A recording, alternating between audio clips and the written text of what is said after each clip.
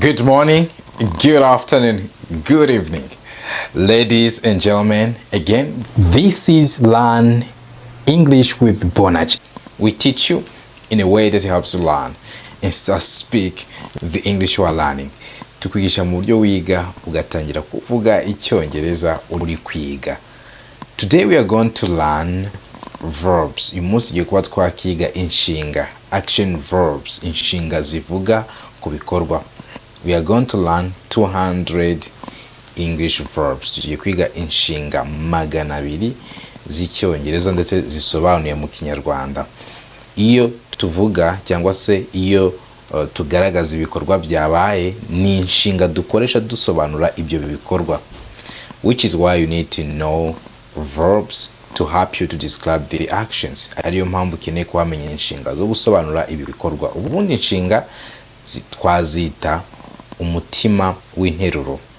Verbs are heart of any sentence. Okay? That's what you're going to be learning. I'm sure this lesson will help you a lot. Iri somo rizagufasha cyane. Before we dive into the lesson, I want you to know that we can teach you wherever you are. Aho waba uri hose twakwigisha.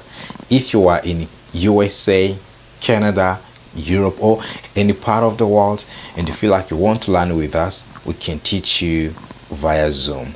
Uri muri Amerika, muri Canada, muri Europe, n'ahandi hose ku isi wifuza kwigana natwe, turagukurikirana kuri Zoom kuva ku murongo bitewe n'urwego uriho kugeza aho uvuga Icyongereza. Niyo waba uri gutangira nta kibazo. Ikindi tugufitiye ibitabo by'Icyongereza bigufasha kwiga kuva utangiye kugeza ushobora kuvuga Icyongereza. Now let's learn these verbs. Reka twige izi nshinga kugira ngo ujye ushobora kuba wasobanura ibikorwa uri gukora. Let's do this. Blink, blink. Guhumbya, hug, hug. Guhobera, knock, knock. Gukomanga, buck, buck. Kumoka, stir, stir. Kuvanga, peep, peep. Guhengereza, mock, mock. Gukwena, shoot, shoot. Kurasa, link, link. Guhuza, meet, meet. Guhura, gather, gather. Gukusanya, hang, hang. Kumanika, fan, fan. Gufana, cure, cure. Gukiza, nk'umuntu urwaye indwara agakira. Advocate, advocate. Kuvugira, push, push. Gusunika, turn off, turn off. Kuzimya, turn on, turn on. Kwatsa, hide, hide. Guhisha, pull, pull. Gukurura, vaccinate, vaccinate. Gukingira, isolate, isolate. Kwiheza, apply, apply. Gusaba, nko gusaba akazi cyangwa se gusaba ishuri. Bake, bake. Guteka imigati. paddle, paddle, kunyonga. Wait, wait, gutosa. Use, use, gukoresha. Translate, translate, guhindura ururimi. Blouse, blouse, gukoresha murandasi. Travel, travel, gutembera. Pass out, pass out, guta ubwenge. Work, work, gukora. Dial, dial, gukora nomero cyangwa kwandika nimero cyangwa kwandika nimero nko muri telefone.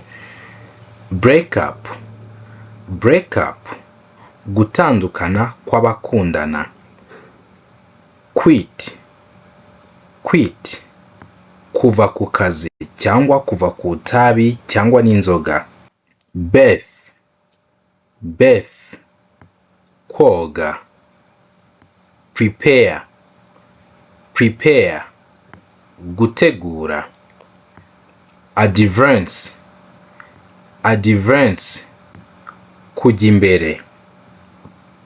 Define, define, gusobanura. Imitate, imitate, kwigana. Brighten, brighten, gukesha. Step, step, gutera intambwe. Distinguish, distinguish, gutandukanya. Learn, learn, kwiga.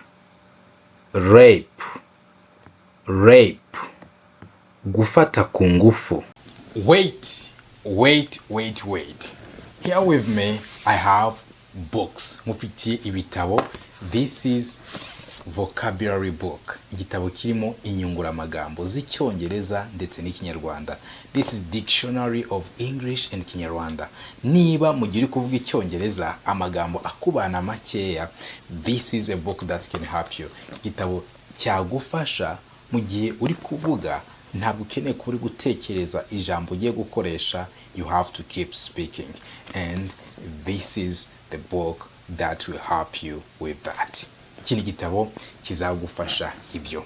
Ikindi, niba uri umutangizi ukaba ushaka kuzamura urwego rwawe rw'icyongereza, this is Begin Smart to End Smart with more than 200 pages, pages zirenga 200. Harimo icyongereza ndetse gisobanuye mu kinyarwanda. 200 pages, harimo amasomo yibanze yose ku muntu ushaka gutangira kw'icyongereza, ateguye neza ku buryo wumva ibyo uri kwiga ukabisobanukirwa. Iki gitabo niyo waba usanzwe uzi icyongereza ushaka kuvuga ngo reka nige icyongereza nkihereye mu mizi, cyagufasha. And again, if you have a problem to describe the actions, niba ugira ikibazo cyo kubasobanurira ibikorwa uri gukora, dufite igitabo kirimo verbs, inshinga. Harimo regular verbs, inshinga zikurikiza amategeko, hakabamo irregular verbs, inshinga zidakurikiza amategeko, 12 tenses, ibihe 12 by'icyongereza, modal verbs. Iki gitabo cyagufasha ugashobora gusobanura ibikorwa biri kuba, ibikorwa byabaye, ibikorwa bizaba. Iyo ukeneye kuba wasobanura ibikorwa, iki gitabo cyagufasha. Harimo inshinga, buri nshinga isobanuye mu kinyarwanda ndetse tukaguha n'urugero kuri buri nshinga. This book can help you to describe the actions. Tukaba tugufite igitabo kirimo dialogs, ibiganiro. Iki gitabo kirimo dialogs, ibiganiro by'icyongereza ndetse bisobanuye no mu kinyarwanda kuri topics zigiye zitandukanye, ku ngingo zigiye zitandukanye.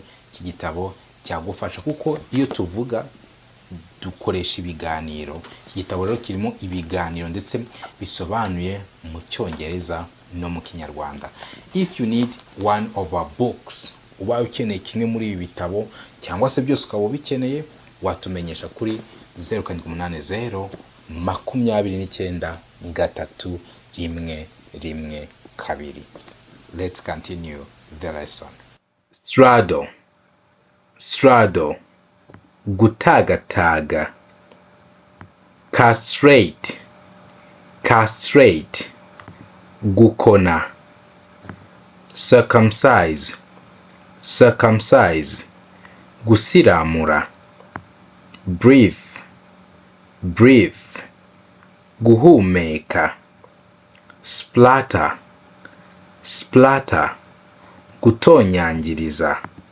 Meditate, meditate, kwiyumvira.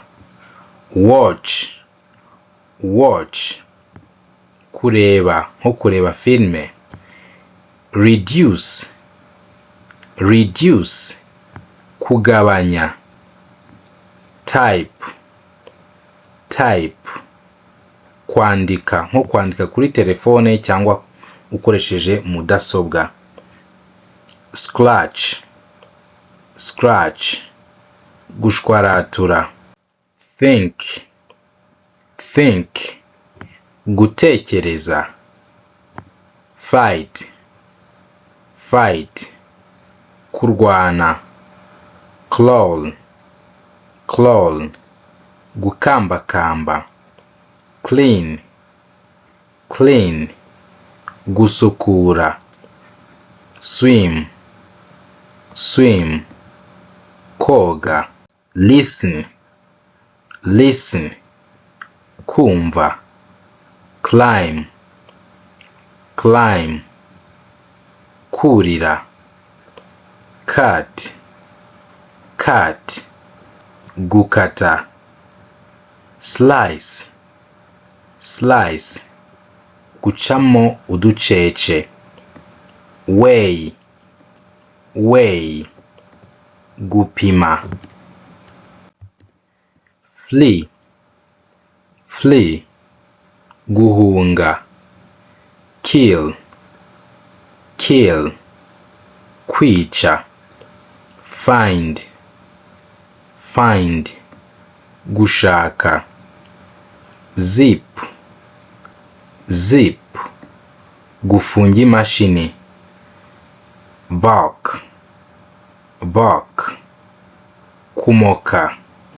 Protest, protest, kwigaragambya. Roast, roast, kotsa. Wait, wait, gutegereza. Pour, pour, gusuka. Cook, cook, guteka. Punch, punch, gutera ingumi. Familiarize, familiarize, familiarize, kwimenyeza. Celebrate, celebrate, kwizihiza. To be quiet, to be quiet, guceceka. Bargain, bargain, guciririkanwa. Stare, stare, kwitegereza cyane. Judge, judge, guca urubanza. Conclude, conclude, gufata umwanzuro. Sew, sew, kudoda. Wear, wear, kwambara. Run, run, kwiruka. Walk, walk, kugenda bisanzwe. Play, play, gukina. Build, build, kubaka. Read, read, gusoma. Jump, jump, gusimbuka. Yawn, yawn, kwayura. clap, clap, gukoma mu mashyi. Kick, kick, gutera umugeri. Write, write, kwandika. Vomit, vomit, kuruka. Count, count, kubara. Scratch, scratch, gushwaratura. Show, show, kwerekana. Move, move, kwimuka. Preach, preach, kubwiriza. Clean, clean, gusukura. Withdraw, withdraw, kubikuza. Stink, stink, kunuka. Weave, weave, kuboha.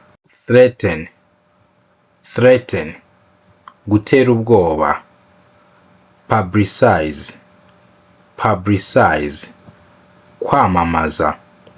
Mop, mop, gutorosha. Export, export, gusohora hanze y'igihugu. Import, import, kwinjiza mu gihugu. Ride, ride, gutwara igare. Draw, draw, gushushanya. Dance, dance, kubyina. Paint, paint, gusiga irangi. Knock, knock, gukomanga. Kiss, kiss, gusoma umuntu. Cry, cry, kurira. Drink, drink, kunywa. Look, look, kureba. Laugh, laugh, guseka. Call, call, guhamagara. Hug, hug, guhobera. Attend, attend, kwitabira. Awaken, awaken, gukangura. Backbite, backbite, kunegura. Stand, stand, guhagarara. Jump, jump, gusimbuka. Sit, sit, kwicara. Point, point, gutunga urutoki. Eat, eat, kurya. Shout, shout, gusakuza. Sing, sing, kuririmba. Chase, chase, kwirukankana. Fly, fly, kuguruka. Smile, smile, kumwenyura.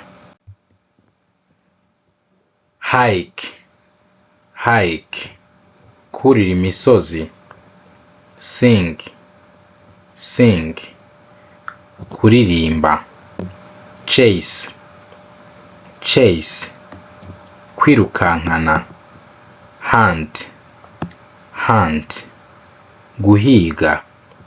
Go, go, kugenda. Dry, dry, kurira. Fish, fish, kuroba. Drive, drive, gutwara imodoka. Teach, teach, kwigisha. Dig, dig, gucukura. Bow, bow, kunama. Kneel, kneel, gupfukama. Remove, remove, gukuraho. Slay, slay, gucisha icyuma.